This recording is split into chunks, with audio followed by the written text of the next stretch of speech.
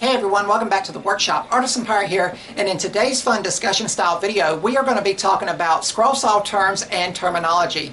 This video is primarily going to cater to people who might be curious and want to pick up scroll saw woodworking, but they may not be familiar with what some of the terms or terminology means, like stack cutting, compound cutting, segmentation, intarsia, pilot holes, internal cutting, terms and terminology like that. It's my hopes that I can give someone the best leg up if they are wanting to dive into the world of scroll saw woodworking. If you guys know, I have been scrolling since the age of 14 under my grandfather's guidance out here in the workshop, and I am now, at the time of this video's recording, in my mid-30s, and the scroll saw is still the most therapeutic tool that I use out in the workshop. I can put on the ear protection, the dust protection, put on some good music, get a pattern attached to a piece of material, and just zone out. And I feel like that I do some of my best thinking while over at the scroll saw, making beautiful and creative projects for you guys to hopefully view and enjoy.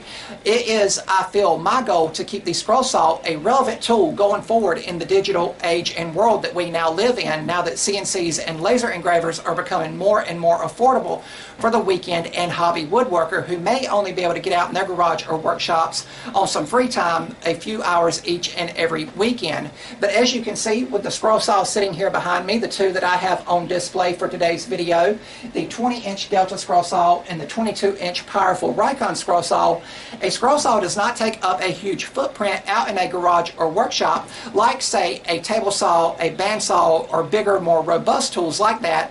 But a scroll saw, even though the function is very basic with cutting a piece of wood and material, they are still capable of creating beautiful, versatile, and amazing designs. I do have a little cheat sheet listed here. I do want to go over the terms that I have listed down. Again, hopefully giving someone new to the world of scroll saw woodworking the best leg up. And I don't want to draw the video out entirely too long, so without further ado, we will get started. And I want to talk about scroll saw blade names. Now, of course, they are a saw. It is in the name, scroll saw, and you do need a variety of blades to cut out things with.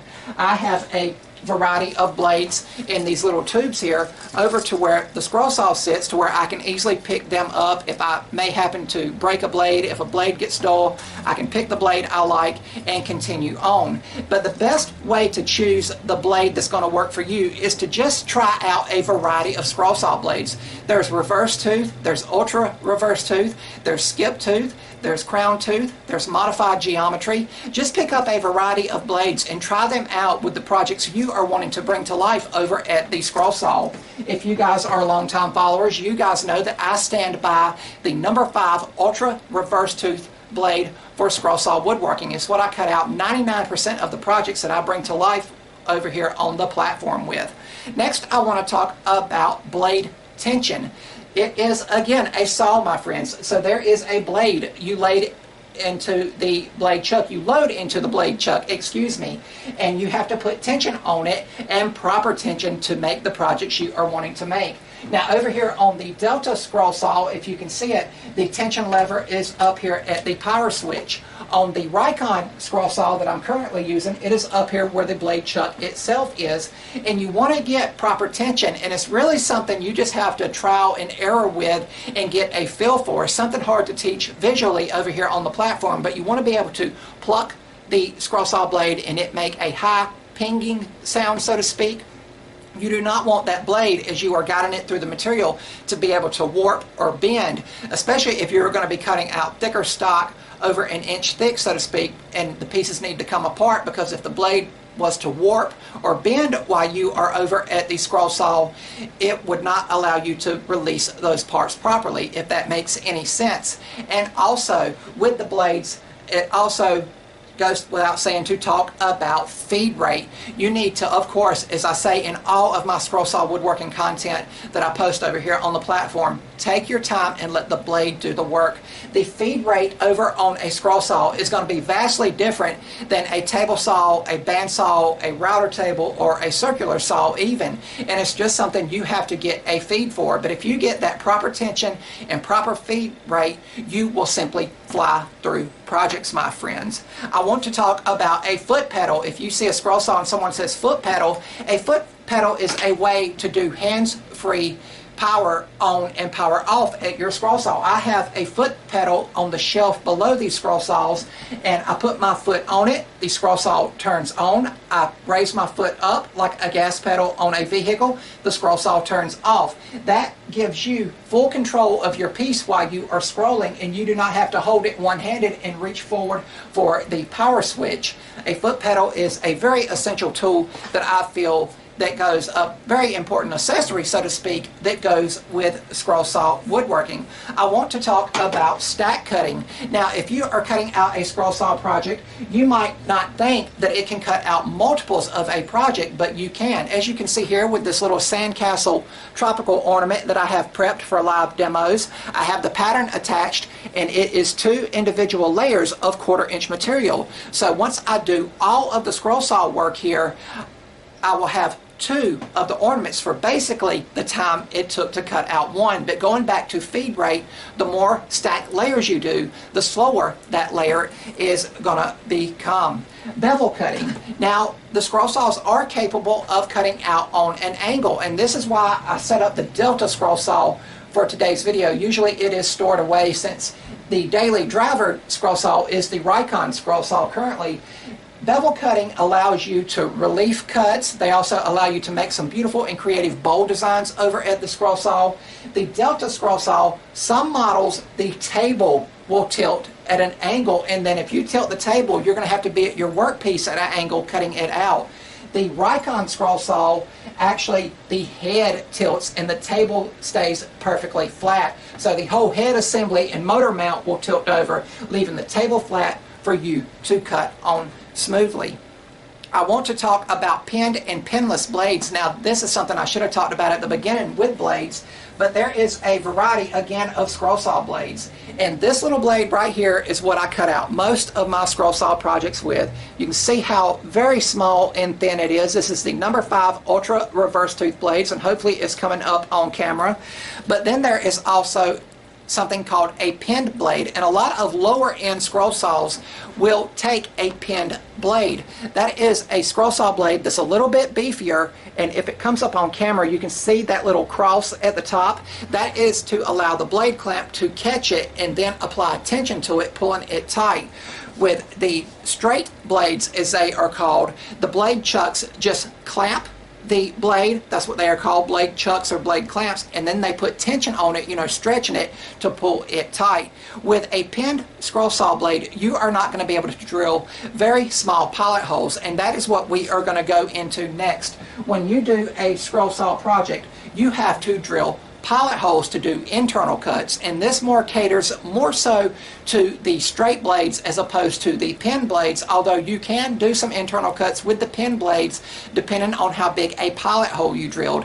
And a pilot hole is simply taking a very small drill bit, drilling a hole for the internal cut. So again, with this sandcastle design here, I would do all of the little interior cuts here. You can see where you would drill a hole here, you would go all the way around, and that would release that piece, and that would be what we call waste wood in the scroll saw community. But then we would go on completing that design. As you can see with a pinned blade here, how big a hole you would have to drill to get down in there, and you would not be able to achieve those small details with a pinned blade. But you could go a different route, talking about a pattern's versatility, and just do 2 pilot holes and cut out the perimeter of the sandcastle and then release it, and then go in with paints and paint everything. If a pinned blade is all your scroll saw is capable of taking, do some experimentation with it. There is some scroll saw conversion kits that allow you to actually transfer it from a pin blade to a pinless blade. Once I went to pinless blades, I never looked back. It was just a whole another level, of detail I was able to put into scroll saw projects. And speaking of the detail, what parts of a pattern to cut? Again, I've showed this a couple times already, the sandcastle ornament. But I'm going to look at this book here, Holiday Scroll Saw Ornaments by Fox Chapel Publishing. And a lot of scroll saw patterns and projects will have these dark gray areas in them. You can see these 4 beautiful cross patterns, and I've brought all 4 of these to life in previous demos when I've done live demos. But all of the dark areas there is what you are going to cut out. A lot of pattern books and websites offer this style.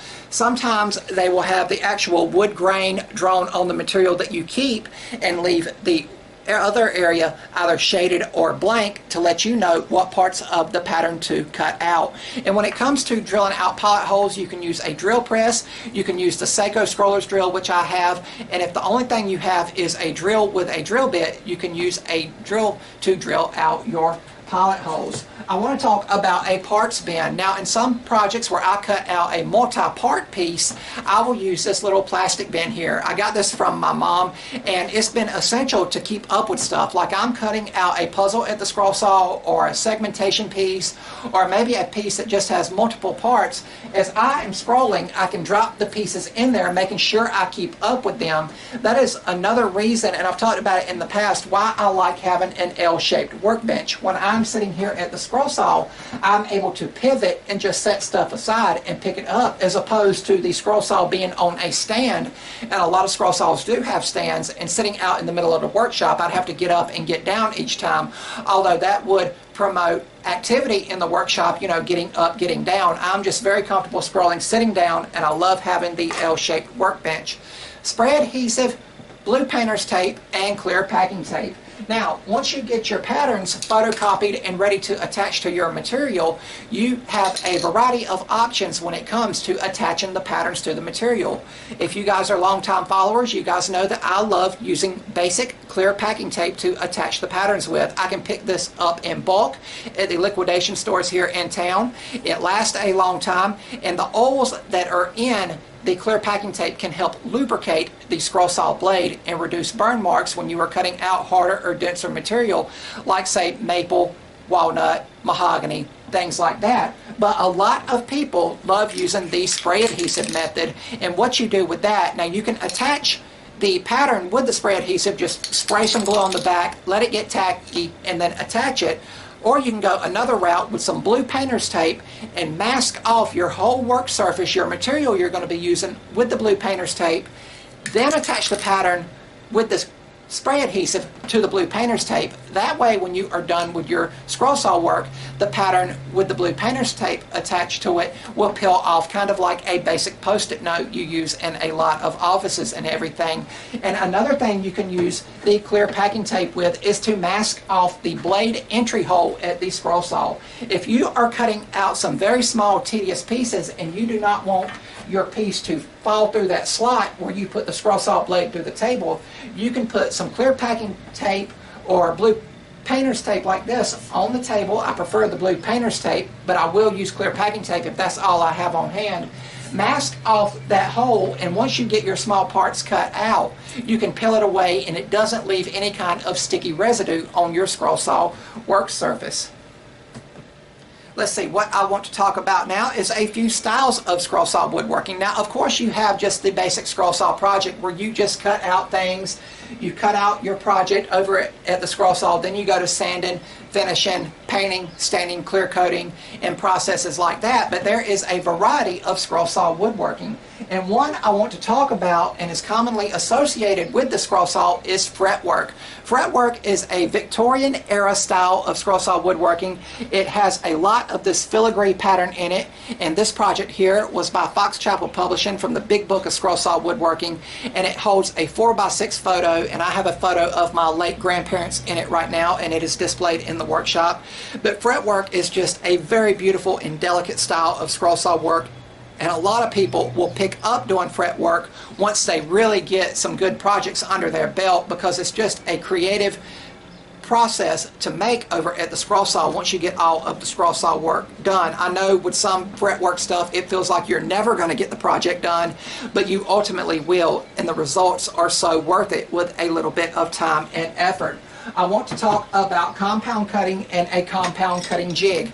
Now, you guys know that I do a lot of the compound cut keychains using the Steve Good pattern generator, but there is a plethora of compound cut patterns for scroll saw woodworking, such as this little compound cut Christmas present, Christmas ornament we made in a previous video. This one's made out of walnut, but you can see the 3D nature of it. But a project like this small, taking it into the third dimension by cutting out on two different sides, would ultimately be very hard to hold over at the scroll saw. You know, if I'm holding it and I'm kind of, you know, just trying to keep a firm grip on it, that is where a compound cutting jig will come in. And this is one my buddy Robert up in New York made me. It is just 2 pieces of material. It has some lock nuts there on it, and it's 2 pieces of all thread with some butterfly bits. Basically what you do is take your blank of material and you sandwich it in between, and then you screw those wing nuts down to lock your piece in place. That gives you more surface area to grip to, and to safely, keeping your fingers away from the blade, to safely do the small and minute compound cuts over at the scroll saw. I want to talk about veining over at the scroll saw. Now this is a beautiful bald eagle portrait. This is a Creative Woodworking and Crafts magazine project. Those magazines are sadly no longer around. And if you guys were curious, this is an old scroll saw woodworking and crafts project from the Scroll Saw Workshop magazines. But here we have the beautiful American bald eagle, and veining is simply where you're following a cut line that doesn't fully connect with the outer side to be released. As you can see here with the eagle's beak, it's basically just one long cut line and it stops right there. It doesn't go all the way through. What you basically do is go into that cut line and you follow it. They're mostly indicated by a bold cut line on patterns. The pattern itself will be comprised of just basic lines, and then the veining work will be a darker, bolder line. And all you do is go into the line that is on the pattern, you scroll into where it stops, and then you carefully, while the scroll saw blade is still going and the scroll saw is still on, you will carefully back it out and continue along. But you can see how it made the wings in the eagle that much more prominent, and it just gives a vast added level of detail and beauty to a lot of more simplistic style scroll saw projects, if that makes any sense. But veining does add added beauty and creativeness to a lot of projects. Intarsia and segmentation. These two have gotten mixed up in the past. I have talked to scrollers and they have got it kind of mixed up. Segmentation is where you take one solid piece of material. I like using pine material because it sands, shapes, and contours well, but in this case it was a piece of oak. This is a Steve Good design that is a nativity scene. You have Mary, Joseph, and baby Jesus, but I attached the pattern with spray adhesive and blue painter's tape because this was one of those projects I had to cut it out and keep track of all the parts with the parts bin here. But once you get everything cut out, you sand it, shape it, contour it as much or as little as you want to, depending on how 3D you want the project to look. Then you glue everything back together on a simple backer board using one different species of material. Now Intarsia takes it to a whole nother level with scroll saw, and when you look at a beautiful Intarsia piece on display, you're like, wow, that was made on a scroll saw. And here is one of the more simplistic Intarsia pieces I have made. And with Intarsia, you are using multiple different species of woods to let those natural shades, grains, and textures shine through on the project you are making. So here we have a spooky mummy face. This was an old scroll saw woodworking and crafts Halloween issue pattern, and it was meant to be a refrigerator magnet, but I wasn't comfortable and versed with the Intarsia method, so I enlarged it to where it can still be a magnet with some powerful enough magnets and everything. But for the mummy's wrappings, I used a species of ambrosia maple. I felt the spalt in there made the bandages of the mummy's face look very dirty. You have yellow pine for the eyeballs themselves, and then you have walnut for the mummy's face and the irises of the eyes there, and again they are glued on a backer board. But because of this, I did not have to add any kind of paint stains or anything like that. I just went straight into clear coating once everything was glued together, and you can use different thicknesses to create a different depth and dimension with each of them. Like the walnut there is not as thick as the ambrosia maple to give it kind of a 3D appearance, like the bandages are wrapped around the whole face and everything, the look that we were going for in this project. And this was a previous video. I actually made 2 of these. I made one just to kind of test the waters to see if I enjoyed it, and then I had so much fun I'm like, hey, I got to do it for a video and bring it to life over here on the platform. But then there is just so much to talk about with scroll saw woodworking. As always, I'm happy to interact with any of you guys out there. My social media feeds are always open. The private messages, the DMs, the social media feeds. Only thing you have to do is email me with a question, and I'll try to get back to you in a proper time frame to where you guys can hopefully get the most out of your scroll saw woodworking experience. And these are just some of the terms that I wanted to go over, and one more that I want to go over before we close the video. I don't know if you can see it on camera here, but my scroll saws are on an angle. That is one thing that I tell a lot of people. A lot of people have their scroll saws on a flat work surface, and then when they're at the scroll saw, they're kind of hunched over, their shoulders are kind of square, and I'm like, that just fatigues your neck, your shoulder, your back very quickly, especially if you sit down scrolling. If you stand up, I don't know how that, well, I do, because I used to stand when I used to scroll saw, and I just by nature started tilting the scroll saw towards me, and it's just going to be an angle you're going to have to play around with, again, just like with scroll saw blade selection, to find what is comfortable for you. But it helps tremendously to reduce neck and shoulder strain, and I can sit here at the scroll saw for hours on end, and I'll look at my watch and I'll be like, wow, the time has really went by. Again, it's still the most therapeutic tool that I use out here in the workshop, and I'm happy to teach with it. I'm happy to teach you guys with it over here on the platform, because I just want to keep the scroll saw a relevant tool going forward into the digital age. But I hope you guys found this video informative. If you're new to scroll saw woodworking, please reach out to me. I'd be happy to interact with you and hopefully give you guys the best leg up on your scroll saw woodworking journey. And if there is a term or phrase that I might have missed in today's video, please let me know what it is down in the comments, and we might do a revised version of this video later on down the road where we kind of collaborate with each other and try to make an ultimate scroll saw terms and terminology list. But I hope you guys have enjoyed today's video. If you're new to the channel, hopefully you'll click that subscribe button and follow me across all my social media feeds under the Artisan Pirate name.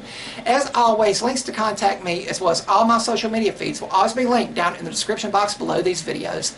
That's about all for this one, and remember guys, if I can make it or do it, so can you guys. I'm the Artisan Pirate. Take care, and I'll see you guys real soon.